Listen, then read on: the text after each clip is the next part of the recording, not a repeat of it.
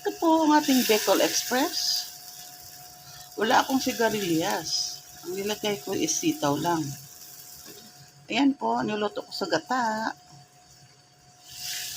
Ayan. Masarap sana may sigarilyas. Wala akong sigarilyas, kaya sitaw ang nilagay.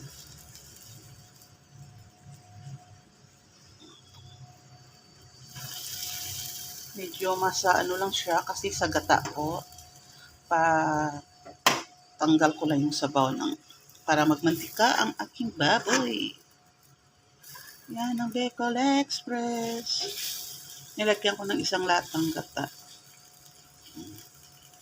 May bagoong na yan, kompleto na yan. Kaya yan, ang ating Bicol Express. Yan po siya.